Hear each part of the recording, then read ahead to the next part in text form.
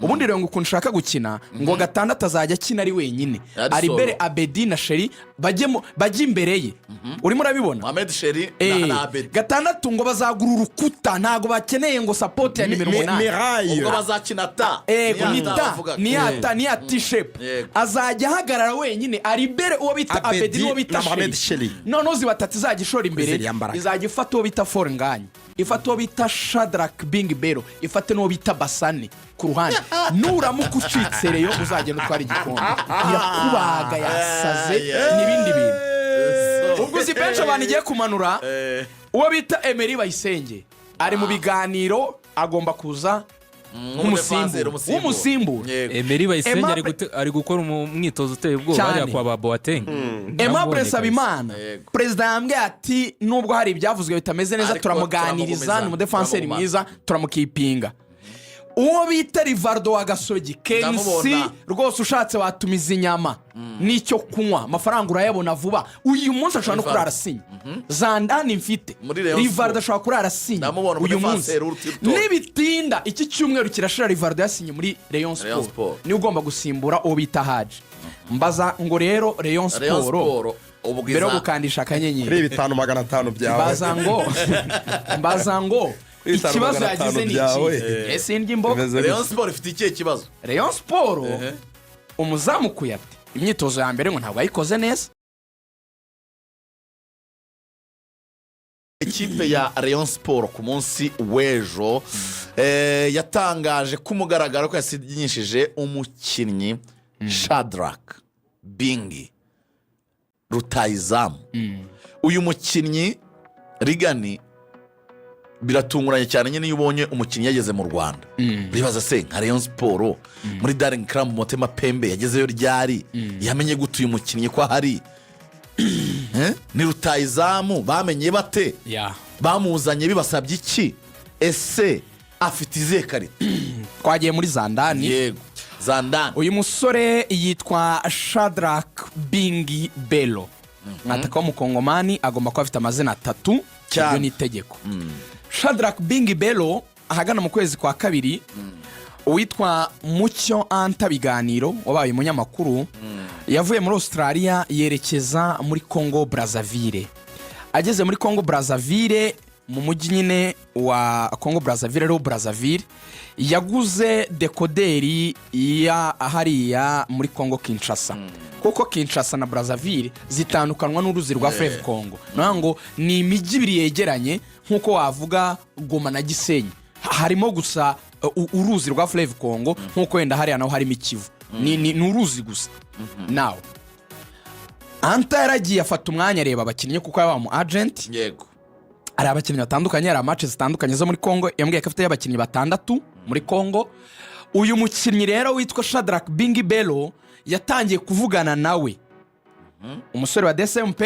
kubera ko yari abonye profile ye abona umwaka washize yatsinze ibitego 15 yego none abona ni season umwana ari kwitwara neza yambwiye ati icyo yarageze nko mu bitego 6 yego kuko iyi season ishize yatsinze ibitego 10 yibashoje mu mikino 45 yakiniye DSMP yego muri zo season zombi yego yatsindiye ibitego 20 mu mikino na 5 mikino 45 yego mikino 45 yatsinze ibitego 25 kose ejo yabanze yatsinze 15 iya kabiri yatsinda 10 baraganiriye aramubwira ati byaba byiza nkujyanye mu Rwanda ko hari amakipe atanga amafaranga umwana aramubwira ati ntabwo byakunda ngewe mfite izindi offre ahandi ntabwo naza mu Rwanda nta mafaranga hari ntabwo ariho nifuza gukina kuko ni n'umwana wari ufite n'amambisiyo kuzabona ama equipe akomeye kuko yaranabati nibitanakunda nzabanza nikenere cani niyo naguma muri Congo nkajya mu equipe yenderenze December ubundi Darling Club Motema Pembe niyo club muri Congo ifite n'ibikombe byinshi ni equipe y'izina rikomeye cyane so icyo Anta yakoze no gutegereza sezirarangira ategereza ko wa mwana ahindura ibitekerezo ariko abanza kuvugisha president w'ikipe uyu mwana yarerewemo buriya Darling Club Motema Pembe ntabwo ariyo yarezure ya mwana uriya mwana yarezwe n'ikipe yitwa Imana ikipe yitwa Imana yamureze yari yaramutije Darling Club Motema Pembe imyaka 2 iyo myaka 2 rero yarirangiye umwana yagomba gusubira muri club ye yitwa Imana. Anta rero yagombaga kudiringa na club ye Imana, nagomba kudiringa na Motema Pembe. Motema Pembe rero yari irimo irashaka kumusinyisha amafaranga ashaka guha Imana, niyo Anta yaperereje aramenya. Abwira president wa Imana ati ayo mafaranga naguha ahantu bamuha amafaranga arenzeho. Yaraje aganira na Tadeyo na Prosper na Tadeyo na Muvunyi, arabwira ati nabaha umwataka mwiza ufite ibitego 25-45, umwataka ekipe ya Kongo ya Chan yifuzaga gukoresha, afite imyaka 20 mu byangombwa, nubwo wenda mu by'ukuri wenda yaba ari nka 20 n'ingahe. Baraganira ikiganiro, bitangira bafite ikibazo cyo kuvuga ngo aya mafaranga ni menshi. Arabwira ati ntabwo ari menshi kuko n'umwataka muto, n'umwataka utsinda, n'umwataka uvuye mu ikipe ikomeye yo muri Kongo, ni mwishyure. Uza amafaranga bamuguze, ubwo niyo ngezeho, yaguzwe ibihumbi 30 by'amadolari.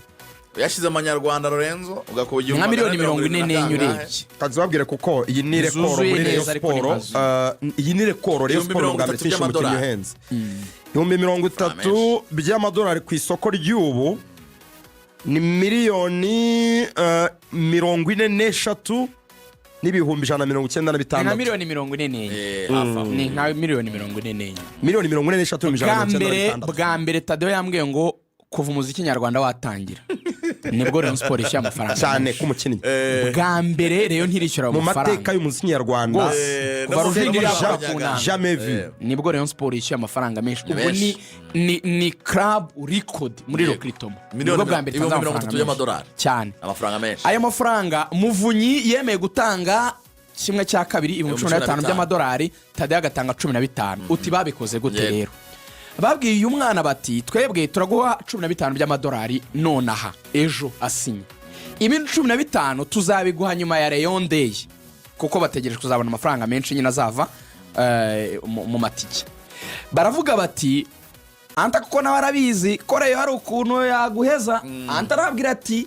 ngaho ni mugabane ibyo 7,500 muduhe 15, hanyuma ibindi 15 bisigaye Muvunyi nsinyira sheke kuri konti yawe y'amadolari ya 7,500 na Tadeyo kuri konti y'amadolari asinyire ya 7,500, nimwe nzishyuza, ntago nzishyuza Rayon Sports kuko umuntu aguhaye sheke niwe wishyuza. Bivuga ngo ayo mafaranga naboneka kuri Rayon Day bazayafata bayamuhe, fine, ni mu mazina yabo, ntago ari mu mazina ya Rayon. Barabyumvikana. Uyu mupeti rero yahawe umushahara w'ibihumbi 2 wa miliyoni 2 z'amanyarwanda, miliyoni 2 z'amanyarwanda, pana 2,000 by'amadolari, miliyoni 2 z'amanyarwanda niyo azajya ahembwa buri kwezi. Uyu mwana Shadrack Bingi Bello azabana mu nzu n'abandi bakinnyi 3 b'abanyamahanga ba Rayon. Inzu Rayon Sports izishyura ikabashyiramo n'umukadogo ugomba kubapigira umusosi, Rayon Sports ikabamenya aho bazaba baba muri iyo nzu.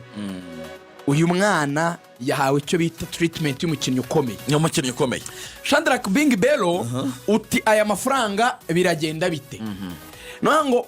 Anta biganiro mu bihumbi 30 by'amadolari yahaweho 15% yayo, angana n'ibihumbi 4,500 by'amadolari, ni hafi miliyoni 6,700 miliyoni 6,700 zijya kuba 7, niyo ya Anta muri za 44. Noneho andasigaye ubwo urumva ni 85%, azagabanywamo pasu 50/50. Umukinnyi afata 50, ya club yitwa Imana muri Kongo nayo itwara 50. Naoze mbibara ninjoro mbona umwana azafata nka miliyoni 18,500, n'ikipe ifata miliyoni 18,500, Anta afata nka miliyoni 7. Hanyuma umukinnyi yasinye imyaka 2. Rayon Sports mu kiganiro n'itangaza amakuru yatangaje ko izasinyisha abakinnyi 3. Rutahizamu arabonetse, abandi bakinnyi bagomba kwinjira muri Rayon Sports